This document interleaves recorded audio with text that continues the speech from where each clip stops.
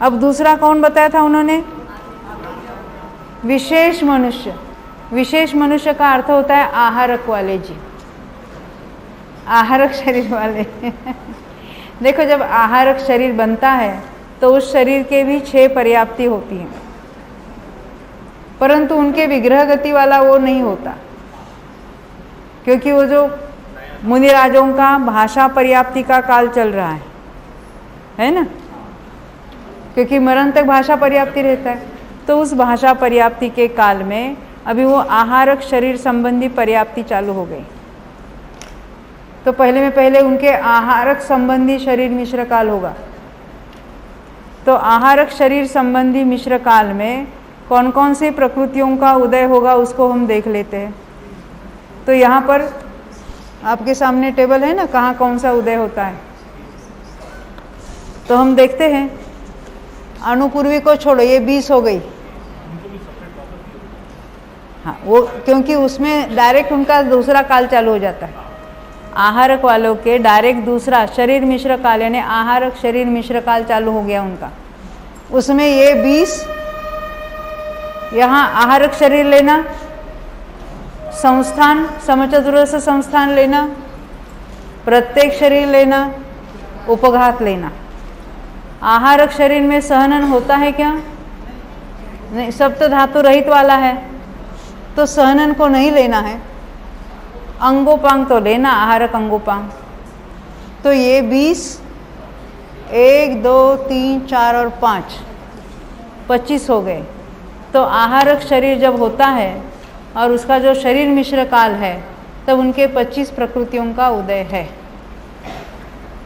सहनन को छोड़कर। बिल्कुल, हाँ, वो सब होगी उनके लिए।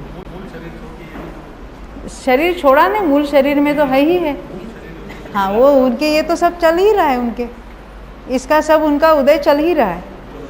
अभी मनुष्य गति का उदय चल रहा है कि नहीं, पंचेंद्रिय जाति का चल रहा है कि नहीं है, उसके साथ इन एडिशन उनको ये, हाँ, नया अभी इसका उदय चालू है, क्योंकि उस जाति के परमाणु का वो ग्रहण कर रहे। उस समय आहारक शरीर के परमाणुओं का ग्रहण चल रहा है। हाँ, इधर उधर कुछ नहीं, एक आत्मा अखंड है और उसके सारे कर्म ऐसे अखंड फैले हुए हैं।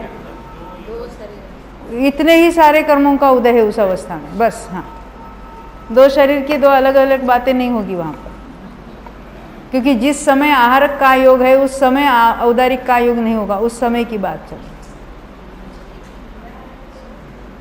अब यहाँ तो हम विशेष मनुष्य कहा ना इसको, उस समय वाली बात हम देखेंगे।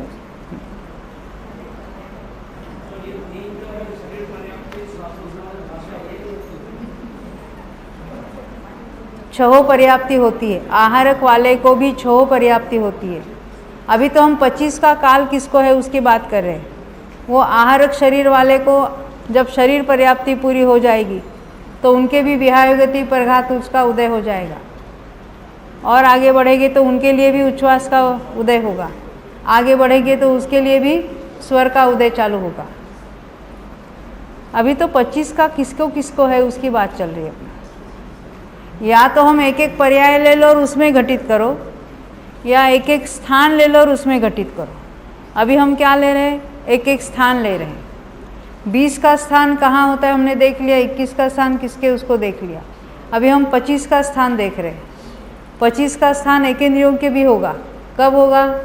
शरीर पर्याप्ति पूर्ण होने पर, शरीर पर्याप्ति के काल में प्रघात के उदय होने पर 25 का काल उसका स्थान होगा। और किसको होगा? तो विशेष मनुष्य ने आहारक वाले को ले लिया। और किसके होगा? तो देव को होगा और नारकी को होगा, क्योंकि देव और नारकी में यही घटित करना है, क्योंकि उनमें भी सहनन नहीं होगा। देव और नारकी में भी, जो देव और नारकी है उनके भी विग्रह गति वाले 21 हो गए।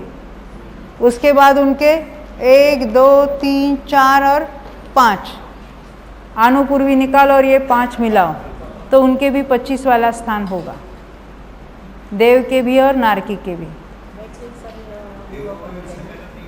हाँ, फिर से, हाँ, देवों के शरीर में सहनन नहीं होता।